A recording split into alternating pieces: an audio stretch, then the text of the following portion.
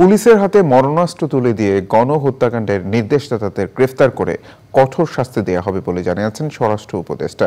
বলেছেন, পুলিশকে আর কোনোদিন রাজনৈতিক হাতিয়ার হিসেবে ব্যবহার হতে দেওয়া হবে না।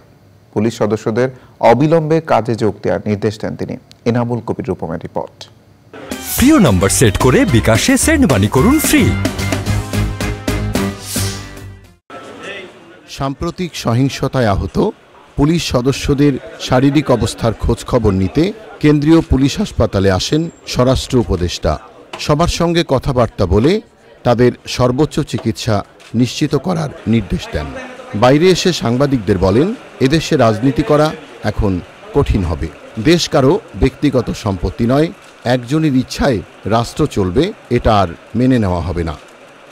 একজন তথ্যমন্ত্রী লেখাপড়া জানা লোক বলে দুষ্কৃতিকারীরা করছে, ছাত্রদের আপনি দুষ্কৃতি বানিয়েছেন, সব বিচার হওয়া উচিত। পাওয়ারটাকে কুক্ষিগত করা হয়েছে, হাজার হাজার লোক মারার পরেও পাওয়ারে থাকতেছেন। পুলিশকে আপনি আর পুলিশ লাঠিয়াল বাহিনীর মতো পরিচালিত করতে পারবেন না। হুকুমদাতা যারা ছিল, দে শুড বি পানিশড। কোনো মিডিয়া চাটুকারি করবেন, মিডিয়া বন্ধ হয়ে যাবে। সেটা আপনার আন্তর্জাতিক হাউকাউ করেন, চিল্লাচিল্লি করেন, যা করেন, আপনারা যদি ওই সময় সত্য ঘটনা তুলে ধরতেন যে কি হচ্ছে, তাহলে আজকে পুলিশের এই অবস্থা হয় না। আগামী বৃহস্পতিবারের মধ্যে সব পুলিশ সদস্যকে কাজে যোগ দেওয়ার নির্দেশ দিয়ে তিনি বলেন, কাজে যোগ না দিলে চাকরি থাকবে না। মডার্ন ওয়ার্ল্ডে এটা কখনো হয় নাই। একটা পতিত স্বৈরাচার ফিরে আসে নাই, ফিরে আসলে উনি এখানে থাকতেন। উনি কেন গেলেন? উনি এখানে থাকতেন, দল কিছু থাকতেন। মোহাম্মদ এরশাদ তো এক্সাম্পল আমাদের সামনে আছে।